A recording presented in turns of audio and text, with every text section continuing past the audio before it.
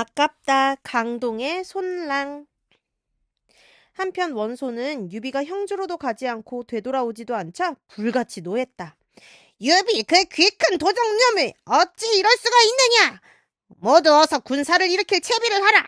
내 몸소 나아가 그놈을 사로잡으리라.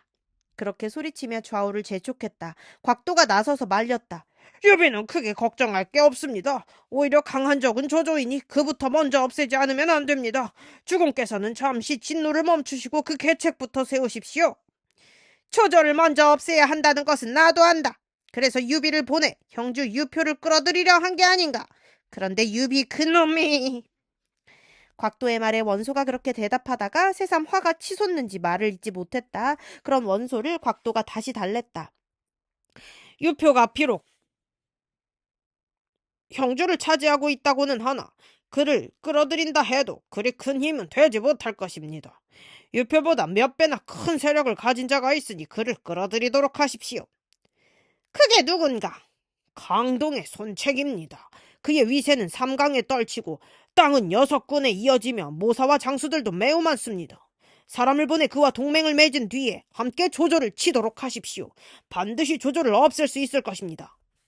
원소가 들어보니 귀가 솔깃한 말이었다. 조금 전에 그 불같은 노기도 있고 곽도의 말을 따르기로 했다. 곧 화친을 구하는 글 한 통을 쓴 뒤 진진을 사자로 삼아 강동으로 보냈다. 하지만 그 무렵 강동은 평안치가 못했다. 손책의 세력은 곽도가 말한 것과 다르지 않았으나 그 몸은 중태에 빠져 있었다. 자객을 만나 그리 된 것인데 그 경위는 대강 이러했다. 강동을 차지한 이래 손책의 세력은 날로 불어났다. 군사는 날래고 양식은 넉넉해 건한 4년에는 여강을 쳐서 빼앗고 그 태수 유훈을 죽였으며 또 우번을 시켜 예장태수 화흠에게 항복받았다. 한꺼번에 두 군을 집어삼킨 것이었다. 그렇게 되자 손책의 성세에는 더욱 크게 떨쳐 올렸다. 손책은 그 기세를 타고 장괭을 허도로 보내 그 승리를 천작게 고하게 했다. 장괭이 가져온 표문과 뒤이어 들리는 소문으로 손책의 강성함을 안 조조는 탄식했다. 실로 사자의 새끼로구나. 다투어서는 아니 될 것이다. 그리고 조인의 딸을 손책의 어린 아우 손광에게 시집보내 두 집안의 화친을 도모하게 했다.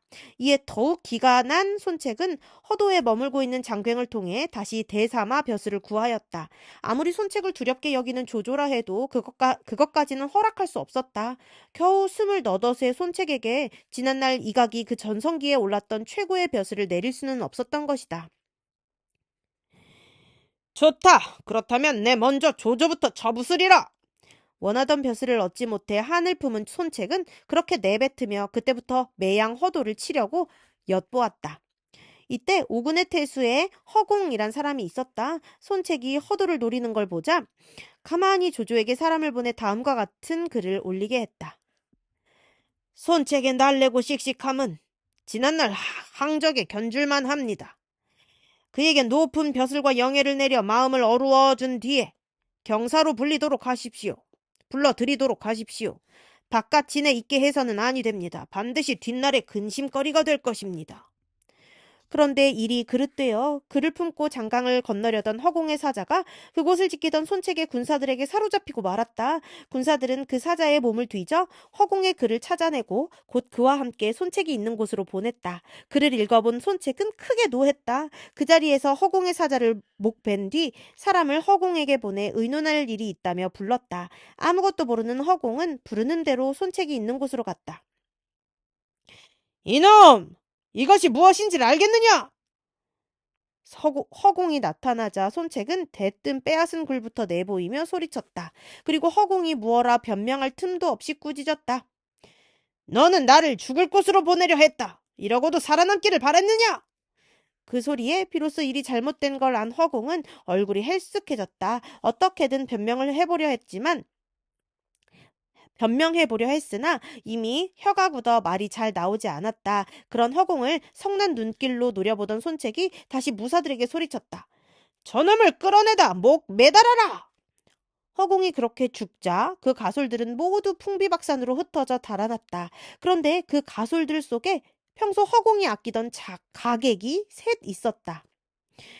그들은 살았을 때 자기들을 두터운 정으로 대해준 허공을 위해 원수를 갚으려 했으나 한스럽게도 기회가 없었다. 언제나 무사들에게 둘러싸여 있는 손책이라 그들 셋의 힘으로는 터럭 하나 다치기 어려웠던 것이었다. 그리하여 끊임없이 손책의 주위를 맴돌며 기다리고 있는데 마침내 때가 왔다. 어느 날 손책이 군사들을 이끌고 단도의 서산으로 사냥을 나선 것이었다. 짐승을 쫓다 보면 호위하는 무사들로부터 떨어지게 되는 수가 있어 허공의 새 가객은 그때를 노리기로 했다. 드디어 사냥이 시작됐다. 한참 몰이를 해 나가는데 문득 손책 앞으로 큰 사슴 한 마리가 달려나왔다. 손책은 좋아라 말을 박자며 그 사슴을 쫓았다. 한동안 정신없이 쫓다 보니 문득 사슴은 어디 가고 숲속에서 세 사람이 나타났다. 모두 창을 들고 활을 맨 채였다. 손책은 그들이 그저 몰입꾼이거니 여겨 말 고삐를 당기며 무심코 물었다. 너희들은 누구냐?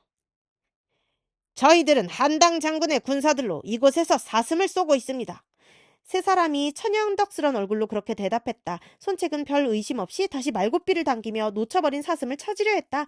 그때 셋 중에 하나가 재빨리 창을 내질러 손책의 왼편 넓적다리를 찔렀다. 으악! 손책은 한 소리 아픔과 놀라움이 뒤섞인 비명을 지르며 급히 차고 있던 칼을 뽑아 그 자를 배려했다. 그러나 손책의 운이 다했는지 칼날이 빠져 달아나며 손에는 빈 칼자루만 남고 말았다. 그 틈을 놓치지 않고 다른 하나가 재빨리 활시위에 살을 먹여 당겼다. 시위 소리와 함께 화살은 어김없이 손책의 뺨에 꽂혔다. 손책은 아픔을 참고 화살을 뽑아낸 뒤 자신도 급히 활을 들어 방금 활 쏜 자객을 쏘았다. 그 자객은 쓰러졌으나 이번에는 남은 둘이 창을 들고 달려들었다. 우리는 허태수의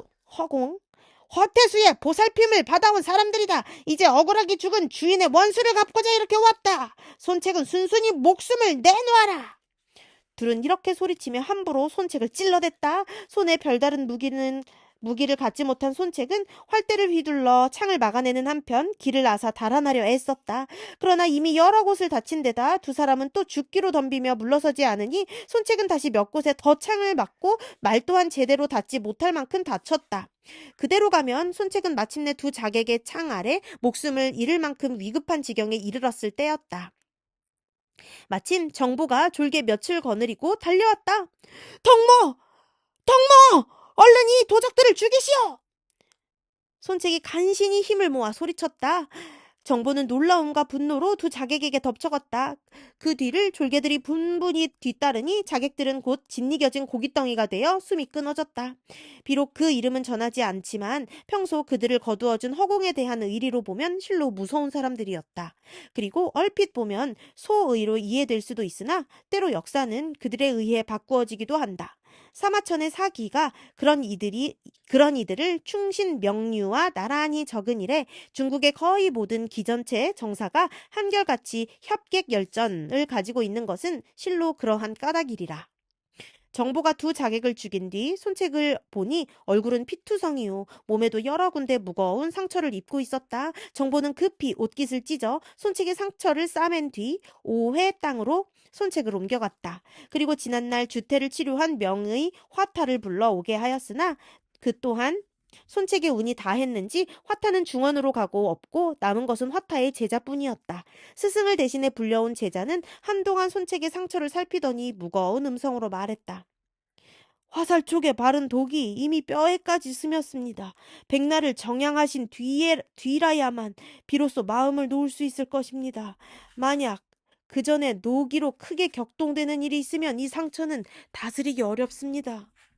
비록 제자에 지나지 않지만 그래도 천하의 화타에게 닦은 의술이라 제대로 볼 줄은 아는 듯했다. 아무리 성미가 불같은 손책이라 할지라도 목숨이 달린 일이니 어쩔 수 없었다. 어서 빨리 백날이 지나 상처를 털고 일어날 때를 기다리며 급한 성미를 누르고 자리 보전을 했다.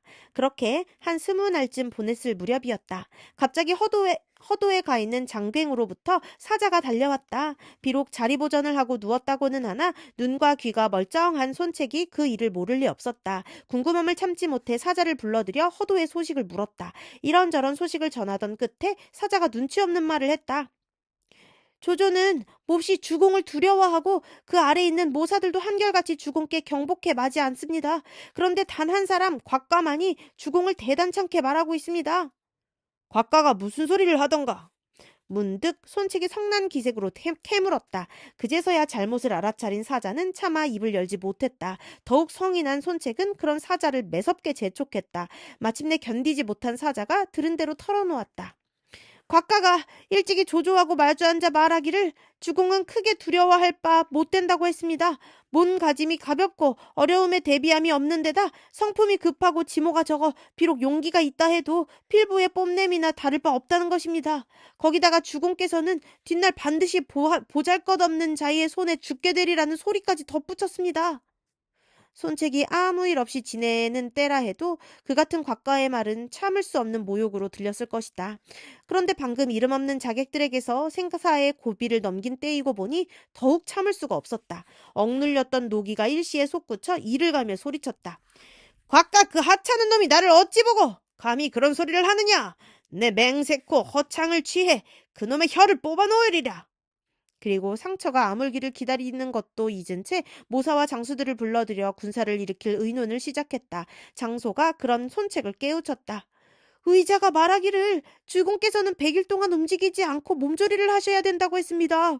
그런데 주공께서는 어찌하여 한때의 분함을 참지 못하시고 귀한 몸을 스스로 가벼이 두려 하십니까? 그러나 성난 손책은 그 같은 장소에 말조차 귀담아 듣지 않으려 했다. 거듭 허도를 칠 의논을 재촉하고 있는데 문득 원소로부터 사자가 왔다는 전갈이 들어왔다.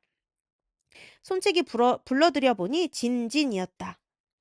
그대는 무슨 일로 왔소? 원소 또한 대단하게 보지 않는 손책은 자기 수와 대하듯 물었다. 진진이 목소리를 가다듬어 대답했다. 저희 주공께서는 장군과 더불어 힘을 합쳐 역적 조조를 치고자 하십니다. 저희가 대군을 내어 조조를 칠 때 동호도 밖에서 호응하여 군사를 낸다면 조조 제가 무슨 수로 앞뒤를 다 감당해내겠습니까? 가깝게는 기울어지는 나라를 바로잡고 시달리는 백성을 구하는 길이요. 멀게는 하늘의 뜻을 대신해 간악한 역적 조조를 쳐 없애는 길이니 부디 때를 놓침이 없도록 하십시오. 그 말을 듣자 손책은 몹시 기뻤다. 한마디로 원소의 뜻을 받아들이고 곧 여러 장수들을 성루로 불러 모아 잔치를 벌였다. 진진을 대접함과 아울러 조조를 칠 의논을 다져놓기 위함이었다. 그런데 다시 손책으로 보아서는 불운한 일이 벌어졌다. 한참 술자리가 무르익을 즈음이었다. 갑자기 장수들이 저희끼리 수군거리더니 분분히 몸을 일으켜 누각 아래로 내려갔다. 무슨 일이냐? 손책이 괴이쩍다는 듯 물었다. 곁에 남아있던 장수들이 대답했다. 우시 성을 쓰는 신선이 한 분 있는데 방금 누각 아래로 지나가고 있습니다. 여러 장수들이 자리를 뜬 것은 그분을 절하며 뵙기 위함일 뿐입니다. 미처 누각 아래로 내려가지는 못했으나 자기들도 마땅히 내려가 절하는 게 옳다는 투였다. 손책은 불끈 솟는 노기를 억누르며 난간으로 가 아래를 내려보았다. 한 도인이 몸에는 하계 깃털로 짠 옷을 두르고 손에는 명아주 지팡이를 든 채 길에 서 있는데 그 앞에는 백성들이 향을 사르며 엎드려 있었다. 그 광경을 보자 손책은 더 이상 노기를 억누르지 못했다. 저것이 어떤 요사스런 자냐? 어서 빨리 잡아들여라! 손책이 돌연 목소리를 높였다. 먼저 그의 비위를 상하게 한 것은 자기가 다스리는 강동 땅에 자기보다 더 높임과 우러름을 받는 자가 있다는 사실이었다. 그런 손책의 비위를 곁에 있던 장수들이 멋모르고 한 번 더 건드렸다. 저분은 성이 우시우 이름은 길이라 쓰는데 동방에 사시면서 오희 땅을 이따금씩 찾으십니다. 그때마다 부적 태운 재를 푼 물로 많은 백성들의 병을 고쳐주시는 바 한 번도 효험이 없는 적이 없습니다. 당대의 신선이라 불리고 있는 분이니 함부로 욕되게 해서는 아니 됩니다. 그러자 손책이 더욱 성난 목소리로 재촉했다. 무슨 소리냐? 어서 빨리 저놈을 끌어오너라! 이 명을 어기는 자는 목을 베리라! 칼자루에 손을 대는 품이 말을 듣지 않으면 누구든 당장 목을 칠 기세였다. 그제서야 손책이 몹시 노한 걸 알아차린 군사들은 마지못해 우길에게 갔다. 하지만 차마 묶을 수 없어 그대로 애워싼 채 누각 위로 데려왔다. 우길에 대한 군사들의 그 같은 공경함이 또 한 번 손책의 속을 뒤집어 놓았다. 이 미친 늙은이야! 네 감히 인심을 어지럽히고도 성할 줄 아느냐? 손책이 우길을 매섭게 쏘아보며 꾸짖었다. 그런데 우길의 대꾸가 또 손책의 분노를 부채질했다. 빈도는 낭야궁의 도사로 일찍이 순제 때 산에 들어가 약초를 캐다가 곡양천가에서 신설을 얻었습니다. 이름하여 태평청룡도. 란 책인데 무려 100권에 이르며 내용은 모두 사람의 질병을 다스리는 것이었습니다. 빈도는 그 책을 얻은 뒤로 하늘의 뜻을 대신해 펴고자 널리 질병에 시달리는 사람들을 구해왔습니다. 하지만 지금껏 백성들로부터 토록만한 재물도 취한 일이 없거늘 어찌 민심을 어지럽힌다 하십니까? 손책의 대노에도 불구하고 전혀 움츠러든 기색이 없는 대꾸였다. 그러나 손책은 그 같은 대꾸에서 오히려 우기를 죽여야 할 이유를 찾아냈다. 일찍이 진시황이나 한무제가 속은 것은 바로 너 같은 무리에게서였다. 사람이란 나면 언젠가는 죽는 법. 그런데 너는 이미 순제 때 산에 들어가 약초를 캤다면 지금쯤 나이가 200살에 가까울 것이다. 네가 무슨 장생불사에 돌아도 깨우쳤다는 것이냐?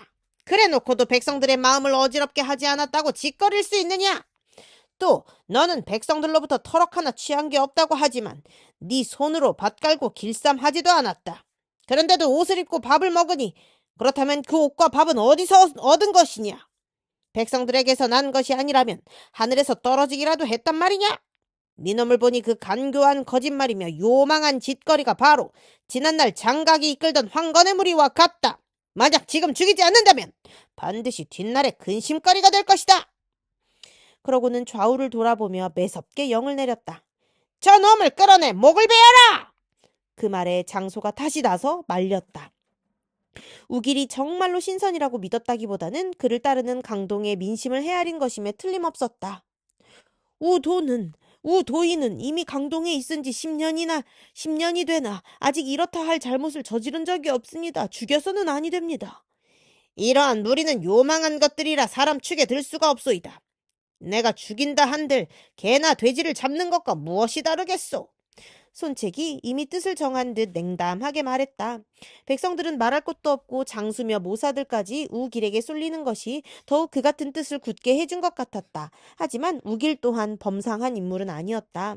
남의 이름을 훔쳤었건 아니건 간에 그에 대한 사람들의 믿음은 대단해서 손책의 휘하에 여러 관리들까지도 우길을 살리려고 나섰다. 거기다가 사자로 온 진진마저 말리고 나서니 손책은 차마 그 자리에서 우길을 죽일 수 없었다. 좋다. 저 요망한 늙은이의 죄를 100일 아래 밝힌 뒤에 목베리라. 우선은 옥에 가둬두어라. 마지못해 우길의 목숨을 살려주면서도 아직 노기가 식지 않은 손책은 그렇게 영을 내렸다. 그 뜻밖의 일로 잔치는 곧 흐지부지 되고 말았다. 손책의 여러 관원들은 오래자나 모두 흩어지고 진진도 쉬기 위해 역관에 들었다. 손책 또한 불쾌한 기분을 씻지 못한 채 부중으로 돌아갔다. 그런데 손책 가까이서 일하는 자 하나가 바깥에서 있었던 그 일을 안에 있는 오태 부인에게 전했다. 손책이 우기를 죽이려고 가두어두었다는 말을 들은 오태 부인은 놀랐다. 급히 사람을 보내 손책을 후당으로 불러들이고 말했다. 내가 듣자니 네가 우길 선인을 묶어 옥에 내렸다더구나. 안 될 일이다. 그 사람은 일찍이 많은 사람의 병을 고쳐 군민이 모두 높이고 우러르는 바니 결코 해쳐서는 아니 된다. 아닙니다. 그자는 요사스런 늙은이로 요술을 부려 백성들의 마음을 어지럽힌 자이니 없애야 합니다. 손책이 그렇게 잘라 말했다. 평소에 효자로 이름난 그였으나 이번만은 양보할 수 없다는 태도였다. 그러나 오태 부인은 2번, 3번 아들에게 신선을 죽이지 말라 당부했다. 어머니께서는 바깥 사람들이 함부로 짓거리는 말에 너무 마음 쓰지 마십시오. 이 일은 제가 알아서 처결하겠습니다. 마침내 손책은 그렇게 말끝을 흐리고 후당을 나왔다. 하지만 홀로 된 어머니의 당부라 아무래도 소홀할 수 없었다. 다시 한번 만나보고 뜻을 정하려고 옥리를 불러 우기를 데려오게 했다. 그런데 이번에는 옥리들의 선심이 이를 꼬아놓고 말았다. 전부터 우기를 우러러 믿던 옥리들은 비록 손책의 영을 어기지 못해 그를 옥에 가두기는 하였으나 죄인에게 씌울 칼도 착고도 없이 그냥 두었다. 그러다가 손책이 갑자기 데려오라고 하자 부랴부랴 칼을 씌운다, 착고를 채운다, 법석을 떠느라 늦어지고 말았다. 죄인을 데려오는데 어찌하여 이리 늦느냐? 기다리던 손책이 짜증난 목소리로 물었다. 한 눈치 없는 관원이 무심코 까닭을 밝혔다. 칼을 씌우고 착고를 채우느라 늦었습니다. 어머니의 당부로 간신히 숙여있던 손책의 노기가 다시 1000길이나 솟았다. 자신의 언명에도 불구하고 옥리들까지 그렇게 우기를 대접할 정도라면 나머지 일반 백성들의 우길에 대한 우러름과 믿음은 보지 않아도 뻔했다. 거기서 손책은 한 위정가로서 질서와 풍속에 대한 우려 이상의 격렬한 시기심까지 느꼈다. 그 같은 손책의 분노는 먼저 옥리들에게 떨어졌다. 손책은 우기를 담당한 옥리에게 매서운 꾸짖음과 매질로 벌을 내리고 다시 다른 옥리들에게 엄명을 내렸다. 죄수에게 칼과 착고를 채우지 않은 것은 사사로운 정으로 국법을 어기는 짓이다. 이후 다시 어기는 자는 그 목을 어깨 위에 남겨두지 않으리라. 그렇게 되자 아무리 우기를 우러르는 옥리들이라도 어쩌는 수가 없었다. 다시 옥으로 데려가라는 손책의 영이 떨어지자 우길에게 큰 칼을 씌우고 착고를 채워 가두었다. 오태 부인이 사이에 들어 우길이 곧 풀려날 줄 알았던 손책의 모사와 장수들은 크게 당황했다. 그 중에는 우길을 진심으로 신선이라고 믿는 사람도 있었지만 식견 있는 사람은 그걸 믿지 않으면서도 우길에 대한 백성들의 믿음과 우러름이 두려워 그를 살리는 일에 나섰다. 이렇다 할 뚜렷한 죄목 없이 백성들이 따르고 아끼는 자를 죽여 손책이 백성들로부터 미움받게 되는 것이 안타까웠기 때문이었다. 먼저 장소를 비롯한 수십 명의 관원들이 나란히 이름을 쓴 글을 올려 우길의 목숨을 빌어보았다. 그러나 읽고 난 손책의 응답은 냉랭하기만 했다. 공들은 모두 책을 읽은 사람으로서 어찌 이 이치를 모르시오? 지난날 교주 자사였던 장진이라는 자는 사교를 믿고 따르다가 끝내는 적에게 죽임을 당하였소. 북을 치고 향을 사르며 제사를 지냄으로써 귀신의 힘을 빌어 적을 막으려 들다 그리 된 것이요. 원래 그런 일은 나라에 아무런 도움이 없건만 그대들은 그것을 스스로 깨닫지 못하고 있소이다. 나는 이제 우기를 죽여 바른 생각이 요사스런 가르침에 혼란되는 일이 없도록 하려 하오. 손책의 뜻이 더 움직일 수 없이 굳어 있음을 짐작한 여범이 다른 방도를 냈다. 제가 알기로 우도인은 능히 바람을 일으키고 비를 부를 수 있다고 합니다. 지금 마침 가뭄이 심하니 그로 하여금 비를 빌어 자신의 죄를 씻도록 해보는 게 어떻겠습니까? 손책도 그것은 마다하지 않았다. 우길에게 그 같은 힘이 있을 리 없다고 믿는 그에게는 오히려 그 같은 시험이 우길을 죽일 알맞은 구실을 주리라 여긴 것이었다. 그것이라면 좋소. 나도 그 요사한 것이 어떻게 하는지 보고 싶소. 손책은 그렇게 허락하고 옥에 있는 우기를 끌어낸 뒤 칼과 착고를 풀어주게 했다. 네가 진정으로 요술을 써서 백성들의 마음을 어지럽게 하지 않았다면 그 증거를 보여라.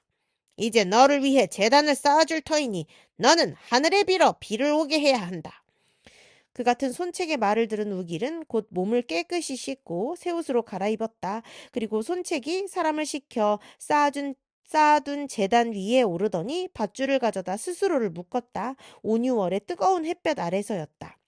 제단 주위에는 소문을 듣고 달려온 사람들이 구름처럼 몰려서서 우길의 신통력을 보려 했다.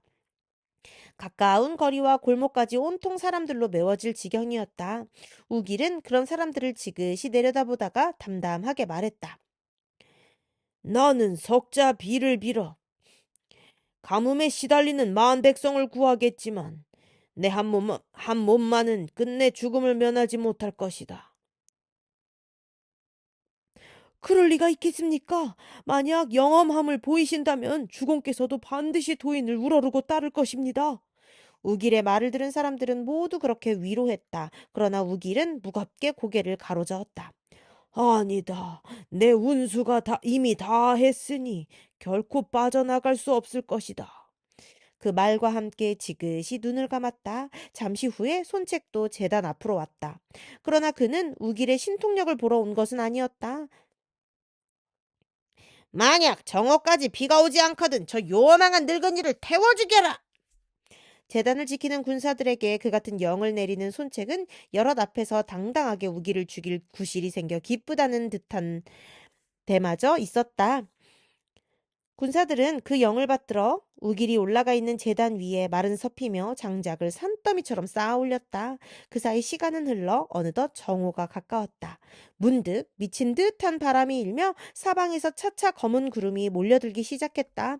그걸 보자 손책은 급한 마음이 들었다. 정말 비라도 쏟아지는 날이면 우길을 죽일 수 없을 뿐만 아니라 그 뒤 사람들의 마음이 더욱 우길에게 쏠리게 되는 것이 견딜 수 없었다. 이미 정오가 다 됐다. 그런데도 검은 구름뿐 비는 오지 않으니 지금껏 저 늙은이가 한 짓은 모두 눈속임에 지나지 않았다. 저 요사스런 늙은이를 태워 죽여라.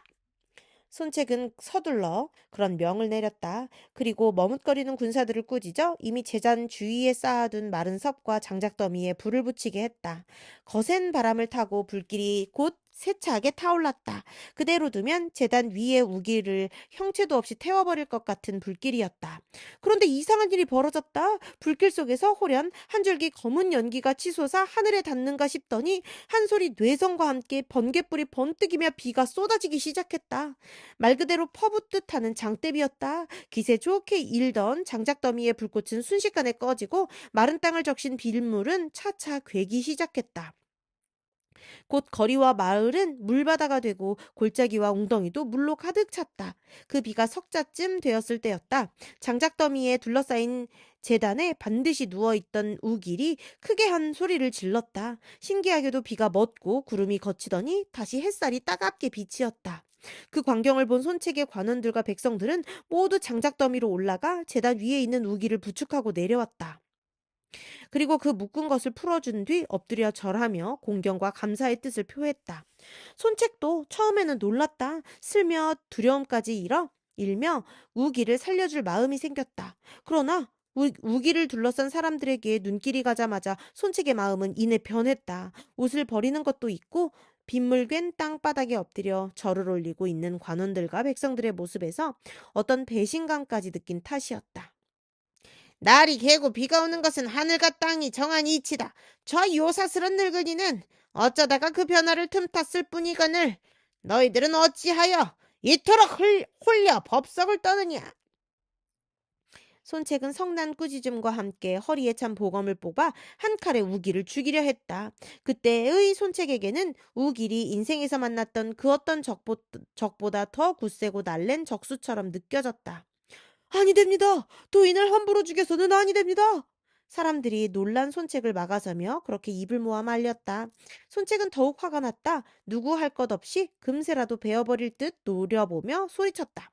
물러서라. 너희들은 모두 우기를 쫓아 내게 반역이라도 할 작정이냐. 그러자 뭇 관원들도 움찔하며 더는 손책을 막지 못했다. 그 틈을 놓치지 않고 손책이 다시 소리를 높여 무사들을 꾸짖었다. 어서 저 요물의 목을 치지 못할까. 그런 손책의 두 눈에서는 불이 철철 흐르는 듯하고 목소리도 살기로 뭉쳐 있었다. 거기에 어리 빠진 한 무사가 이미 체념한 채 목을 느리고 앉은 우길의 목을 쳤다. 우길의 목이 떨어지는 곳에 한 줄기 푸른 기운이 일더니 동북으로 사라졌다. 하지만 손책은 그래도 분이 풀어지지 않았다. 아연해 있는 군사들에게 한층 엄하게 영을 내렸다. 우길의 시체를 저잣거리에 내걸고 요망한 죄에 대한 벌이 어떤 것인가를 널리 알게 하라. 그런데 그날 밤이었다. 바람이 심하게 몰아치더니 새벽녘이 되자 우길의 시체가 온데간데 없었다. 시체를 지키던 군사가 놀라 그 일을 손책에게 알렸다. 억지를 써서 우길을 죽이기는 했으나 종래에 마음이 개운치 못하던 손책이었다. 시체가 없어졌다는 말을 듣자 왈칵 성부터 났다. 몇 마디 경위를 물어보지도 않고 칼을 뽑아 그 군사를 배려들었다.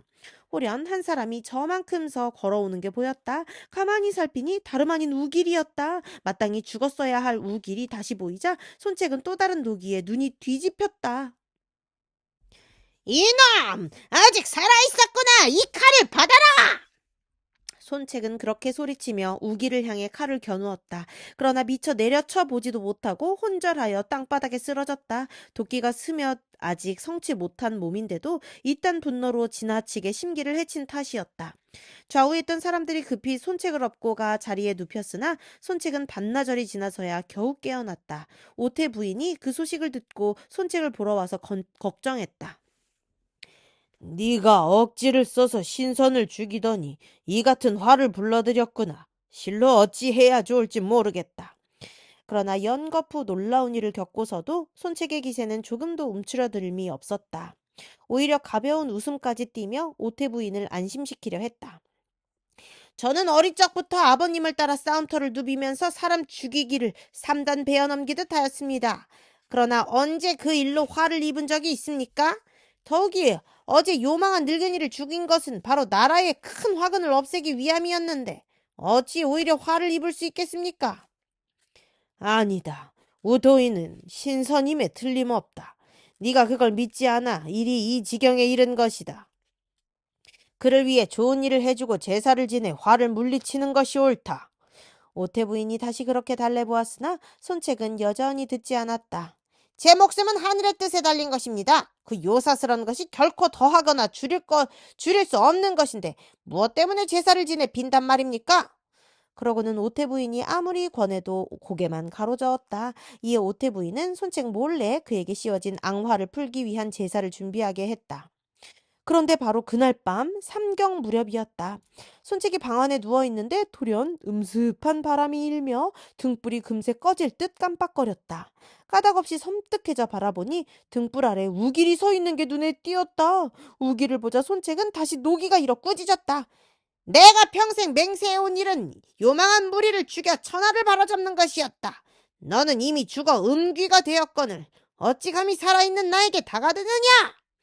그리고 머리맡에 놓인 검을 뽑아 던지자 홀연 우길은 사라져 보이지 않았다. 비록 헛것을 본 것이라 해도 실로 대단한 손책의 담기였다.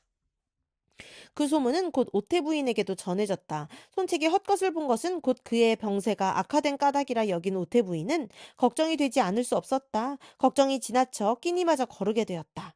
그러자 손책은 오히려 그 같은 어머니를 안심시키려고 아픈 몸을 억지로 일으켜 오태 부인에게로 갔다.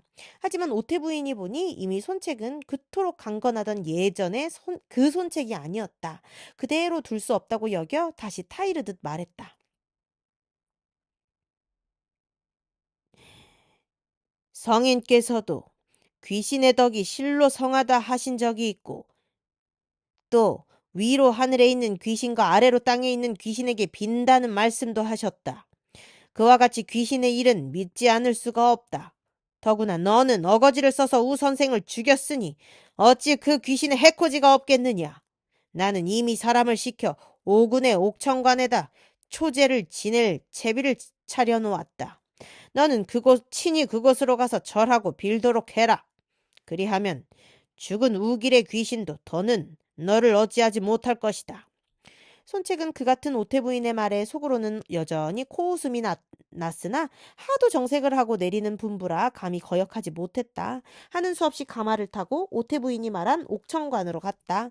도사들이 기다리고 있다가 손책을 맞아들였다. 안에는 이미 초제의 준비가 갖춰져 있었다. 장군에게도 향을 사르고 절하십시오. 어머니의 말을 거스르지 못해 거기까지 가기는 했지만 향을 사르고 절을 하는 짓이 손책의 비위에 맞을 리 없었다. 권에 못 이겨 겨우 향을 사르는 신용만 하고 절은 끝내 하지 않았다. 거기서 다시 뜻밖의 일이 일어났다. 이미 손책의 기가 허해져 다시 헛것이 보인 것인지 아니면 죽은 우길이 또 한 번 신통력을 보인 것인지 홀로 향로에서 솟던 연기가 흩어지지 않고 한 송이 큰 꽃송이처럼 뭉치더니 그 위에 우길이 반드시 앉아있는 게 보였다. 우길을 보자 어머니로 하여 억눌렸던 손책의 노기가 다시 걷잡을 수 없이 터져나왔다. 침을 뱉으며 우길을 꾸짖었다. 이 요망한 것아! 여기가 어디라고 이러느냐! 그러나 한편으로는 슬며엇 두려움도 있는 모양이었다. 꾸짖기를 마치고는 우길을 피하듯 전각을 나서기도 전에 우길이 먼저 허공을 타고 나르듯 전각의 문을 가로막더니 성난 눈으로 손책을 쏘아보았다. 손책이 문득 걸음을 멈추고 좌우를 돌아보며 물었다. 너희들은 저 요기가 보이지 않느냐? 정신이 어지러운 중에도 뭔가 이상한 기분이 든 것이었다. 손책을 따르던 군사들이 멍한 얼굴로 대답했다. 저희들에게는 아무것도 보이지 않습니다. 그 말에 손책은 더욱 노했다. 우길이 자기만을 노리고 있음을 확인한 듯한 느낌이었다. 더 꾸짖고 자시고 할 것도 없이 차고 있던 칼을 뽑아 우길을 향해 던졌다. 갑자기 한 소리 끔찍한 비명과 함께 누군가가 쓰러졌다. 모든 사람이 놀란 눈으로 보니 바로 전날 우기를 못 뺀 군사였다. 손책의 칼이 머리통을 쪼개고 박혀 눈, 코, 귀, 입 7구멍으로 피를 쏟으며 숨이 끊어져 있었다. 손책도 그 모습을 보고야 우길이 아닌 걸 알았다. 하필이면 여러 군사들 중에서 그가 죽었다는데 섬뜩함이 느껴졌지만 굳이 내색 않고 영을 내렸다. 그 요기에 못된 장난이 지나치구나. 시체를 드러내 후히 장사로 지내주어라. 그리고 서둘러 옥천관을 나섰다. 그런데 미처 관문을 벗어나기도 전에 맞은편에서 뛰어오는 우길과 마주쳤다. 이제 보니 이 도관이 바로 요기가 숨은 곳이로구나. 다시 우길을 본 손책이 그렇게 소리치더니 미친 듯한 목소리로 영을 내렸다. 여봐라! 무엇들 하느냐? 무사들을 풀어 이 도관을 헐어버려라! 좌우가 한결같이 놀랐으나 이미 손책의 광기를 말릴 수 있는 상태가 아니었다. 그곳까지 손책을 호위해온 무사 500이 모두 나서 도관을 헐기 시작했다. 무사들이 지붕에 올라가 기와를 걷어내려 할 때였다. 우길이 지붕 위에 서서 기와장을 어지러이 내던졌다. 그 광경을 본 손책이 한층 높은 소리로 영을 내렸다. 관 안에서 도사들을 모두 끌어내고 불을 질러라! 무사들이 그 영을 어기지 못해 도관에 불을 질렀다. 불꽃이 이는 곳마다 우길의 모습이 떠올랐다. 손책도 그것까지는 어쩔 수 없어 발만 구르다 부중으로 돌아갔다. 그런데 부문 앞에 다시 머리를 풀어헤친 우길이 기다리고 있었다. 손책은 성난 가운데도 안으로 들어가고 싶은 마음이 없었다. 삼군을 점거하여 성 밖에다 진체를 세우게 하고 그리로 들었다. 병마가 부딪는 곳에는 죽는 자가 생기기 마련. 그들이 저마다 음기가 되어 한을 풀고자 한다면 세상은 그 같은 귀신으로 넘칠 것이다. 나는 어릴 적부터 선친을 따라 수많은 전장을 치달리며 사람을 죽였건만 아직껏 그들의 음기를 만난 적이 없다. 그런데 우길 따위가 무엇이기에 이토록 요사를 부린단 말이냐? 내가 오래 편안히 누워 지냈더니 헛것이 보이는 것에 지나지 않는다. 아무래도 군사를 일으켜 허해진 길을 되살려야겠다. 여러 장수와 모사들을 모이게 하라. 이 기회에 군사를 내어 원소와 함께 조조를 쳐야겠다. 손책은 그렇게 말하며 여러 모사와 장수들을 불러들이게 했다. 무사람들이 한결같이 그런 손책을 말렸다. 주공께서는 아직 옥체가 온전치 못하시니 함부로 가볍게 움직여서는 아니 됩니다. 낫기를 기다려 군사를 내도 늦지 아니할 것입니다. 그래도 손책은 끝내 출병을 고집하다가 그날은 의논을 정하지 못하고 자리를 파했다. 그날 밤이었다. 손책이 성 안으로 들지 않고 진체에서 잠을 자는데 다시 우길이 머리를 풀어헤치고 나타났다. 한 번도 아니고 잠들만 하면 되풀이해서 나타나는지라 손책의 장막에서 밤새도록 우길을 꾸짖는 성난 소리가 그치지 않았다. 이튿날이었다. 손책이 정날 옥천관을 불사른 일이며 밤새 우길의 귀신에게 시달린 일을 모두 전해 들은 오태 부인이 사람을 보내 손책을 불렀다. 얘야, 네 꼴이 실로 말이 아니로구나. 이게 어찌 된 일이냐? 방 안을 들어서는 손책을 보자마자 오태 부인이 울음을 삼키며 말했다. 간밤에 잠을 좀 설쳤을 뿐입니다. 너무 심려하지 마십시오. 손책은 그렇게 좋은 말로 어머니를 안심시키는 한편 거울을 가져오게 하여 제 모습을 비추어 보았다. 과연 얼굴이 말이 아니었다. 자기가 그렇게 상해 있는 줄 몰랐던 손책은 깜짝 놀라 자기도 모르게 좌우를 돌아보며 물었다. 내가 어쩌다가 이렇게 되었는가? 그런데 미처 대답을 듣기도 전에 거울 안에 다시 우길이 서 있는 모습이 보였다. 우길을 보자 손책은 이내 눈이 뒤집혔다. 이놈! 여기가 어디라고! 거울을 내던지며 그대로 노여움의 화신처럼 외치더니 정신을 잃고 땅에 쓰러졌다.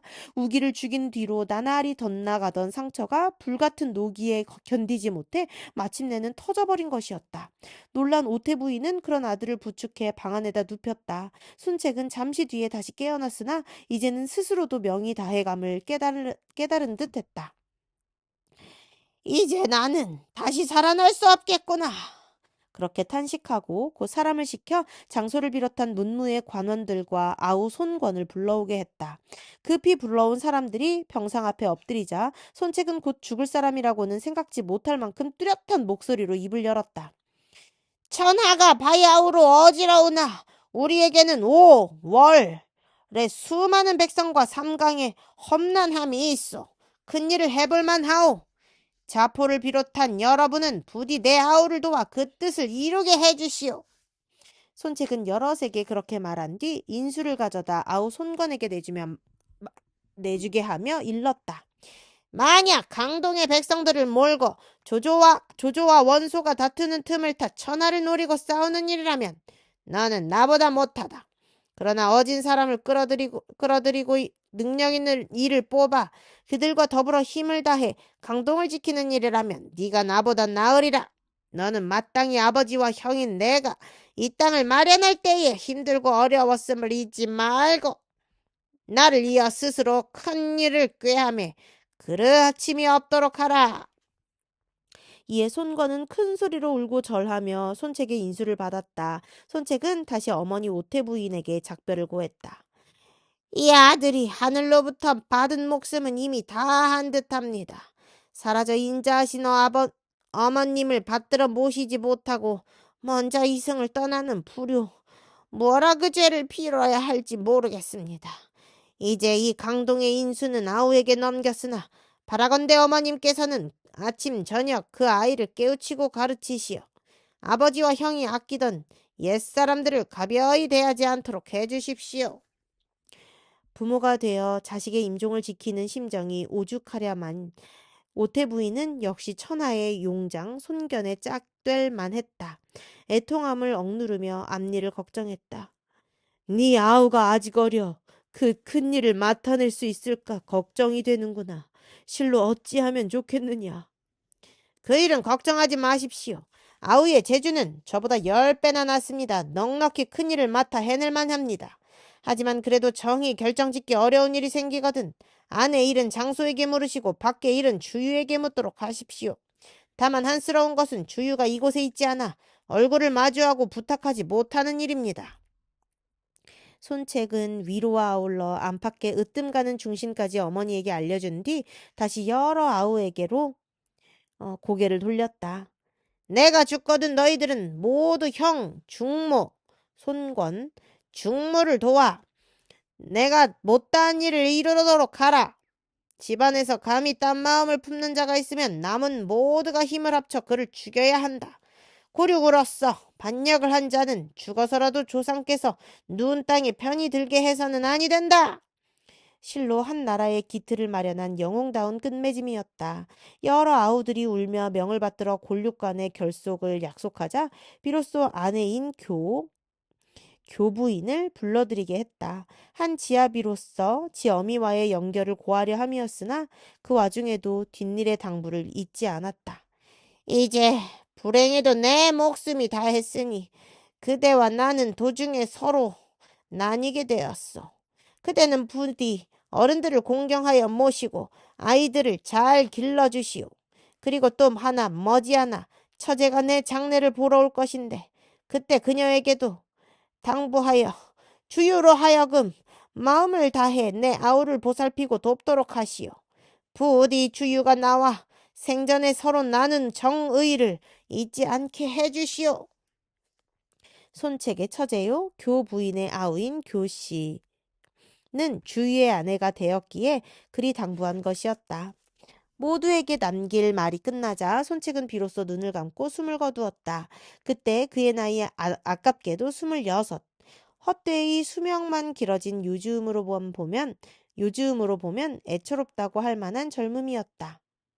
그런데 여기서 한 가지 다시 정사를 더듬어 보고 싶은 것은 우길이란 도사와 손책의 죽음 사이에 있는 관련이다.